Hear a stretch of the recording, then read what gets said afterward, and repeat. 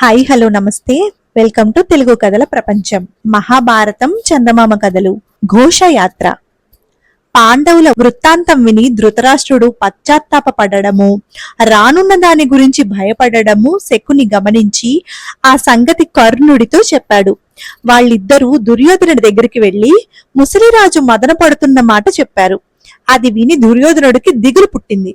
అప్పుడు కర్ణుడు దుర్యోధనుడితో, రాజా, నీ తెలివితేటల వల్ల అరణ్యాలలో అష్ట కష్టాలు పడుతున్న పాండవులు దిగులు పడాలి గాని వారి రాజ్యం కూడా వశపరుచుకుని మహారాజువై సర్వ సౌఖ్యాలు అనుభవిస్తున్న నీకు దిగులెందుకు? పాండవులిప్పుడు ద్వైతవనంలో ఉన్నారట. ఈ స్థితిలో వాళ్ల దగ్గర నీ వైభవం ప్రదర్శించినట్టయితే వాళ్ళు మరింత ఏడుస్తారు. నీ రాణివాస స్త్రీలను చూసి ఆ ద్రౌపది కుళ్ళిపోవాలి అన్నాడు. శకుని కర్ణుడు చెప్పినట్టు చేసి తీరాలి అని అన్నాడు. ఇద్దరి మాటలు విని దుర్యోధనుడు, మీ ఆలోచన ఎంతో బాగున్నది, కాని నా తండ్రి మనని ద్వైతవనం వెళ్లనిస్తాడా అని నా అనుమానం. అసలే ఆయన పాండవుల స్థితి చూసి పశ్చాత్తాపపడుతున్నట్టు మీరు చెప్పారు కదా. అందుచేత మనం పాండవుల కష్టాలు కళ్ళారా చూసి ఆనందించడానికి ఉపాయం ఏదన్నా ఉంటుందేమో మీరు దుశ్శాసనుడితో కూడా ఆలోచించి రేపు ఉదయం నాకు చెప్పండి. మన ప్రయాణానికి భీష్ముడు కూడా ఒప్పుకోవలసి ఉంటుంది. మరి ఆ పెద్దవాళ్ళిద్దరిని ఒప్పించే మార్గం ఆలోచించండి అని శకుని కర్ణులను పంపేశాడు. మర్నాడు కర్ణుడు వచ్చి శకుని దుశ్శాసనలను వింటూ ఉండగా దుర్యోధనుడితో, మన గోవుల మందలు ద్వైతవనంలో ఉన్నాయి. వాటికి క్రూర మృగాల బాధ లేకుండా రక్షించే ఏర్పాట్లు చూడడం నీ విధి.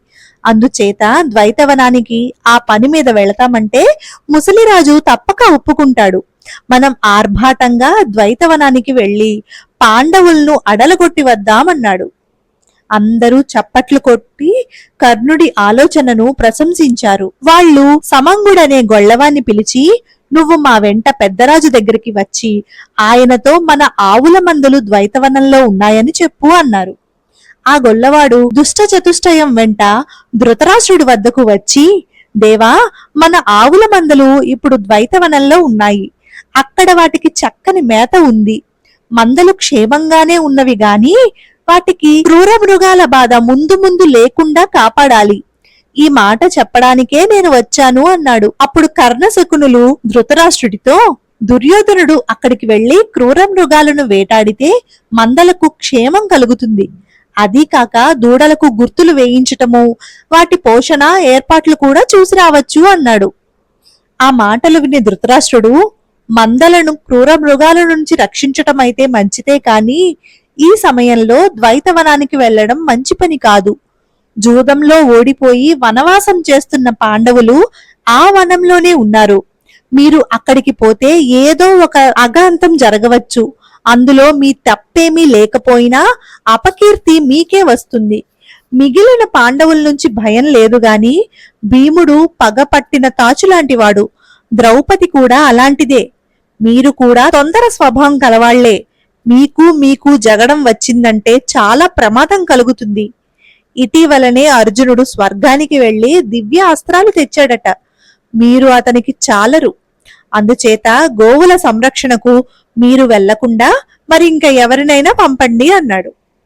శకుని ధృతరాష్ట్రుడితో, మేము ఎలాంటి ఒడిదుడుకులు రానివ్వము. అసలు మేము పాండవులున్న ప్రాంతానికే పోము.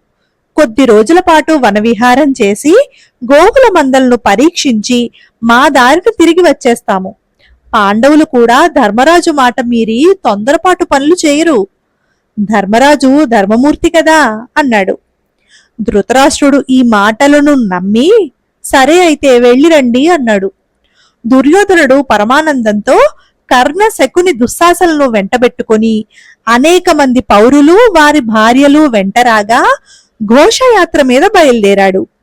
అతని వెంట అనేక వేల రథాలు, ఏనుగులు, గుర్రాలు, సైన్యము, వేటగాళ్లు, మంది మాగదులు బయలుదేరారు.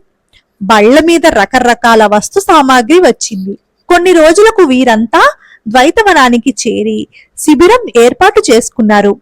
మందలన్నింటినీ పరీక్షించి ఆవులను, ఎద్దులను, ఆబోతులను వేరువేరుగా ఏర్పాటు చేసి అన్నిటికీ గుర్తులు వేసి గోవులను రక్షించే వారికి తగిన హెచ్చరికలు ఇచ్చి వారికి బహుమానాలిచ్చి వారి ఆటపాటల వినోదాలు చూసి ఆనందించారు. శిబిరానికి కావలసిన పాలు పెరుగు వచ్చాయి. వేటగాళ్లు వేటాడి మాంసం తెచ్చారు. దుర్యోధనుడు స్త్రీలను కొడుకులను స్నేహితులను వెంటబెట్టుకుని వనవిహారం చేస్తూ వన సౌందర్యం చూసి ఆనందిస్తూ ద్వైతవనం మధ్య ఉండే సరస్సు వద్దకు వచ్చి దాని గట్టున విడిది చేశాడు. అదే సరస్సు అవతల గట్టున ధర్మరాజు ఆశ్రమం ఉన్నది. దుర్యోధనుడు చేరిన సమయానికి ధర్మరాజు తన వెంట ఉన్న బ్రాహ్మణుల సహాయంతో యజ్ఞం చేయడానికి దీక్షలో ఉన్నాడు. దుర్యోధనుడి ఆజ్ఞ ప్రకారం అతని సేవకులు సరస్సు ఇవతలి గట్టున కుటీరాలు నిర్మించే ప్రయత్నాలు ప్రారంభించారు. అప్పుడు సరస్సుకు రక్షకులుగా ఉన్న గంధర్వ భటులు వారికి అడ్డం వచ్చి, ఇక్కడ ఎవ్వరూ విడిది చేయరాదని మా ప్రభువు గారి ఆజ్ఞ. మీరు ఈ చోటుని వదిలి మరి ఇంకా ఎక్కడైనా విడుదల కట్టుకోండి అన్నారు. తన సేవకులు వచ్చి ఈ సంగతి చెప్పగానే దుర్యోధనుడు పొగరుగా తన సేవకులను పిలిచి ఆ గంధర్వ భటులను తరిమి వేయమని ఆజ్ఞాపించాడు. వాళ్ళు వెళ్లి గంధర్వ భటులతో, దుర్యోధన మహారాజు గారు ఇక్కడ విహారం చేయ వచ్చారు, మీరు వెళ్లిపోండి, లేకపోతే మీ ప్రాణాలు దక్కవు అని భయపెట్టాడు. గంధర్వ భటులు నవ్వి, మీరు ఎవరిని భయపడదామనుకుంటున్నారు? మీ మహారాజంటే మేము లెక్క పెట్టేవాళ్లం కాము. మా ప్రభువు చిత్రసేనుడనే గంధర్వరాజు. మీరు మర్యాదగా ఈ చోటు వదిలి అవతల పక్క ఉన్న ధర్మరాజు ఆశ్రమం పక్కనో మరొక చోటనో విడుదల కట్టుకోండి. ఇది మా గంధర్వరాజు గారు విహరించే స్థలం అన్నారు. ఈ సంగతి విని దుర్యోధనుడు తోక తొక్కిన తాచులాగాయి, నన్ను ఆజ్ఞాపించడానికి ఈ గంధర్వులెవరు అని గంధర్వుల మీదకి తన సైన్యాన్ని యుద్ధానికి పంపాడు. ఈ లోపుగా గంధర్వులు చిత్రసేనుడి ఆజ్ఞ పొంది దుర్యోధనుడి బలాలను తుక్కు చేసేశారు. ఇదంతా దూరాన్నించి చూస్తున్న కర్ణుడు గంధర్వ భటుల మీదకి యుద్ధానికి వెళ్లి కొందరు భటుల్ని చంపాడు. కాని అంతలోనే గంధర్వ భటులు వేల సంఖ్యలో వచ్చి కర్ణుణ్ణి చుట్టుముట్టారు. అది చూసి దుర్యోధనుడి తమ్ములు కర్ణుడికి సహాయం వెళ్లారు. చిన్న కొట్లాట కాస్త పెద్ద యుద్ధమై కూర్చుంది. చిత్రసేనుడే స్వయంగా యుద్ధానికి వచ్చాడు. చిత్రసేనుడు మాయా యుద్ధం ప్రారంభించేసరికి దుర్యోధనుడి సైనికులు పారిపోసాగారు. దుర్యోధనుడి తమ్ములు వాళ్లను మళ్లించడం మొదలుపెట్టాడు. కర్ణుడు ఒక్కడే ధైర్యంగా నిలబడి పోరాడాడు. కాని గంధర్వ సైనికులు అతని రథాన్ని ముక్కలు ముక్కలు చేశారు. కర్ణుడు విధరుడై వికర్ణుడి రథమెక్కి పారిపోయాడు. దుర్యోధనుడు గంధర్వులకు దొరికిపోయాడు. చిత్రసేనుడు దుర్యోధనుణ్ణి చంపక పెడరెక్కలు విరిచికట్టి వశపరుచుకున్నాడు. అది చూసి మిగిలిన గంధర్వులు దుర్యోధనుడి తమ్ములను వారి భార్యలను పట్టి బంధించారు. తమ నాయకులను గంధర్వులు చెరపట్టి తీసుకుపోతూ ఉండడం చూసి కౌరవ సైనికులు ధర్మరాజు ఆశ్రమానికి పరిగెత్తిపోయి అతనితో, మహాత్మా, కౌరవ కుమారులను వారి భార్యలను పట్టుకొని గంధర్వులు గంధమాదన ప్రాంతాలకు తీసుకుపోతున్నారు, దయ ఉంచి వారిని విడిపించండి అని మొరపెట్టుకున్నారు. భీముడు ఈ మాటలు వినగానే, కాగల పని గంధర్వులే చేశారు, పెద్ద పెట్టున సైన్యాలను కూర్చుకొని యుద్ధం చేసే అవసరం తప్పింది, కష్టాలలో ఉన్న మంచివారికి దేవుడు అలా సహాయపడతాడు అన్నాడు. ధర్మరాజు భీముణ్ణి మందలిస్తూ, ఇలా మాట్లాడడానికి ఇదా సమయం? కౌరవులు ఇప్పుడు మనను శరణుజొచ్చారు, వారిని ఆదుకోవడం మన ధర్మం. మన జ్ఞాతుల భార్యలకు అవమానం జరిగితే మనకు అవమానం కాదా? నేను యజ్ఞ దీక్షలో ఉన్నాను గనక నువ్వు అర్జున, నకుల, సహదేవులు మన పరివారాన్ని వెంట పెట్టుకుని గంధర్వులను వెన్నంటి వెళ్లి కౌరవుల భార్యలను విడిపించండి. తొందరపడి గంధర్వులతో యుద్ధానికి దిగవద్దు. వీలైతే మంచి మాటలతో పని చేసుకురండి. అది సాధ్యం కాకపోతేనే యుద్ధం చెయ్యండి. జ్ఞాపకం ఉంచుకోండి, మన మధ్య కయ్యం వస్తే వారు 100, మనం 5. కాని పై వాళ్లతో కయ్యం వస్తే మనం 105 అన్నాడు. అర్జునుడు ధర్మరాజు చెప్పినట్టే చేస్తామని భీమ, నకుల, సహదేవులతో యుద్ధానికి సిద్ధమై వేగంగా పరిగెత్తే రథాలెక్కి గంధర్వులు వెళ్లిన దారిన బయలుదేరాడు. కౌరవ సైనికులకు ప్రాణాలు లేచి వచ్చాయి. పాండవులు తమను వెన్నంటి వస్తున్న సంగతి తెలిసి గంధర్వులు ఆగారు. అర్జునుడు వారిని సమీపించి, ఓ గంధర్వులారా, మీరు పట్టుకుపోతున్న దుర్యోధనుడు మా సోదరుడు, అతన్ని విడిచిపెట్టండి. ఇది మా అన్న అయిన ధర్మరాజు గారి కోరిక అన్నాడు. ఇలా చేయమని మాకు దేవేంద్రుడి ఆజ్ఞ.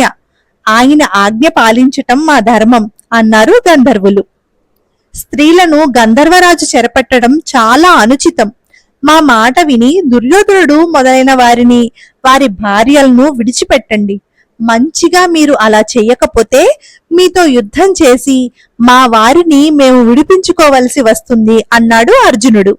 అయితే గంధర్వులు మంచి మాటలకు లొంగక యుద్ధానికి సిద్ధమయ్యారు. పాండవులకు గంధర్వులకు యుద్ధం ప్రారంభమైంది. దుర్యోధనుణ్ణి అతని తమ్ముళ్లను పట్టుకున్నట్టే పాండవులను కూడా పట్టుకోవాలని గంధర్వులు ఆ పాండవులను చుట్టుముట్టారు. కానీ పాండవుల మీద ఈ ఎత్తు పారలేదు. అర్జునుడు గంధర్వ సైనికులను తన బాణాలతో తీవ్రంగా గాయపరచసాగాడు. వాళ్లు తనపై విసిరిన ఆయుధాలను మధ్యదారిలోనే విరగగొట్టాడు. యుద్ధం మధ్యలో చిత్రసేనుడు, అర్జునా, నన్ను గుర్తించలేదా? నేను చిత్రసేనుణ్ణి, నీ స్నేహితుణ్ణి. ఈ దుర్మార్గుడైన దుర్యోధనుడు మీకు ద్రౌపదికి తన వైభవం ప్రదర్శించి మిమ్మల్ని బాధించడానికి ఈ ఘోషయాత్ర నెపంతో తన పరివారాన్ని వెంటబెట్టుకుని ద్వైతవనానికి బయలుదేరాడు. అది తెలిసి దేవేంద్రుడు వీళ్ళందరినీ పట్టి స్వర్గానికి తీసుకురమ్మని నన్ను పంపాడు. అందుచేత ఆయన ఆజ్ఞ నిర్వర్తిస్తున్నాను అన్నాడు. దానికి అర్జునుడు, ఇతను దుర్మార్గుడే గాని మా దాయాది. ఇతన్ని విడిపించుకురమ్మని మా ధర్మరాజు మమ్మల్ని ఆజ్ఞాపించాడు. నువ్వు మా ధర్మరాజు దగ్గరికి వచ్చి ఆయన చెప్పినట్టు చేస్తే బాగుంటుంది. నీ మిత్రుణ్ణిగాను శిష్యుణ్ణిగాను ఈ మాట అడుగుతున్నాను అన్నాడు. చిత్రసేనుడు అర్జునుడు మొదలైన వారి వెంట ఆశ్రమానికి వచ్చి ధర్మరాజుతో జరిగినదంతా చెప్పాడు. అంతా విని ధర్మరాజు, గంధర్వరాజా, మీరు దుర్యోధనుణ్ణి చంపకపోవడం నిజంగా మా అదృష్టం. మా కులానికి గొప్ప ఆపద తప్పింది. మిమ్మల్ని చూడడం నాకెంతో సంతోషంగా ఉంది. మీరు నా విన్నపం మన్నించి దుర్యోధనాదులందరినీ విడిచిపెట్టండి అని వేడుకున్నాడు.